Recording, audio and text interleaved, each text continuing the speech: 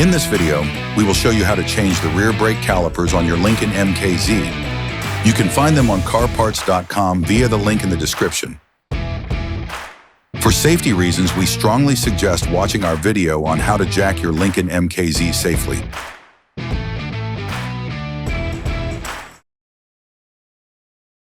We'll show you how to remove the caliper, pads, and discs if you decide to change them too, as we did in the video. Open the brake fluid reservoir. Ask another person to press the brake pedal. Using a ratchet and a Torx T40 socket, loosen the two bolts holding the disc. The assistant must then release the brake pedal. Release the parking brake. The components to be removed are very often seized up, so don't hesitate to brush and to use penetrating oil to make removal easier. Using a 12mm wrench, loosen the Banjo bolt connecting the hose to the caliper. Insert a flathead screwdriver into the opening of the brake caliper.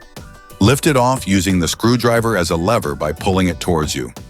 This will cause the piston to retract slightly so that the caliper can be removed more easily for the next steps.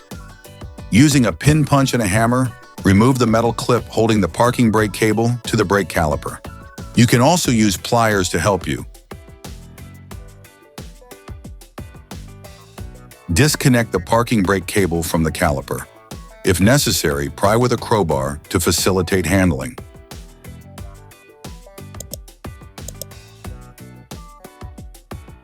Block the rotation of the guide pins with a 17mm wrench and unscrew the slide pins using a 13mm wrench. Finish unscrewing by hand.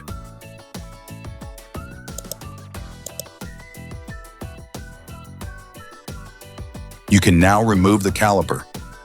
Place it on a raised element so as not to pull on the various cables. Remove the brake pads by prying them out with a flathead screwdriver. You can use a hammer to help you. Then remove the anti-rattle clips. Using a ratchet and a long 13mm socket, unscrew the two holding bolts on the caliper mount. Depending on the state of the bolts on the caliper mount, it may be necessary to use a hammer to loosen them. Remove the caliper mount. Finish unscrewing the disc retaining bolts in order to remove it. Sometimes the disc may get stuck on the hub. If this happens, use a hammer to remove it. Finally, remove the disc. Clean the wheel hub with a wire brush.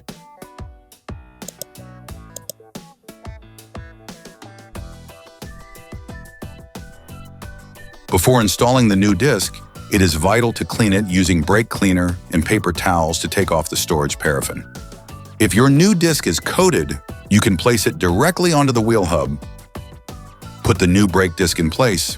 Screw the disc retaining bolt back on until it makes contact.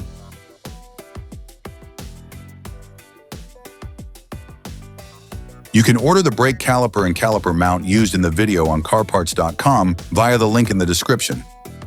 Take the caliper assembly. Remove the caliper. You can now finish unscrewing the Banjo bolt from the old caliper. Then remove it. Place a Banjo shutter plier on the hose.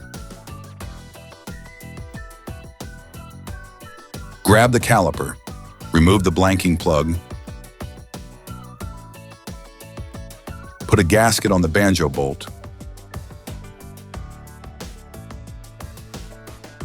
Remove the shutter pliers from the hose.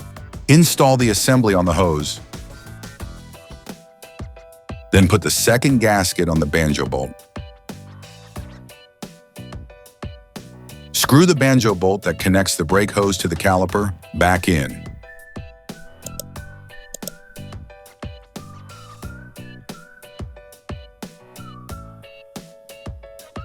Take the new caliper mount. Reassemble the caliper mount by screwing first by hand, then with a ratchet and a 13mm socket to lock them in place. Finish tightening using a torque wrench. Get hold of the anti-rattle clips supplied in the kit. Place the anti-rattle clips on the caliper mount.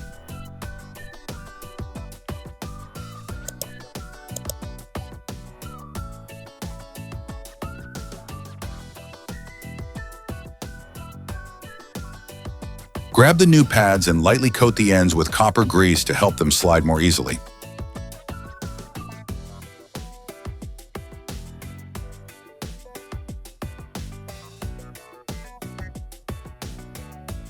Insert the new pads into the caliper mount by sliding them in.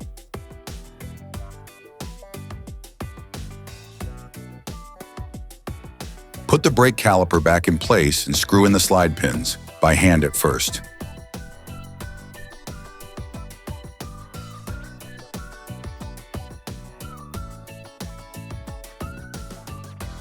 Screw them in using a 14mm wrench.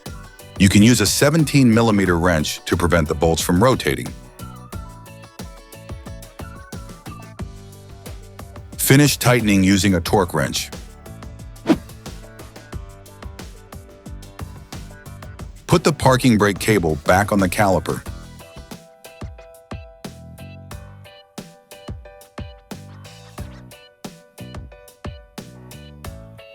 Lift it off using a small crowbar as a lever.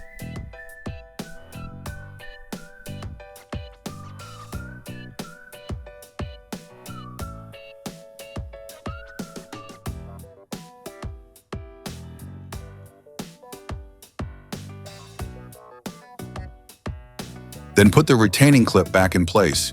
You can use a hammer to insert it properly.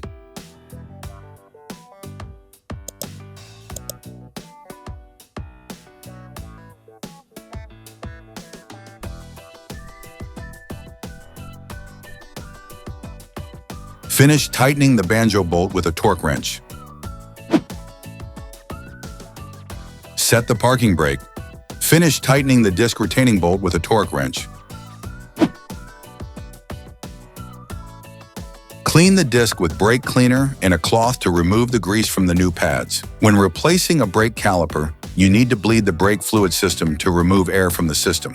To do this, we suggest watching our video, How to Bleed the Brake Fluid System, Lincoln MKZ. After bleeding, remember to clean the caliper disc assembly with brake cleaner to remove the brake fluid, which can be corrosive. Then, you will be able to put the wheels back on your vehicle. Put your vehicle back on the ground before properly fixing the wheels in place. Don't forget to screw the brake fluid cap back on before starting the car. Attention! Before using your vehicle again, start your car and pump the brake pedal a few times to push the brake pads together again.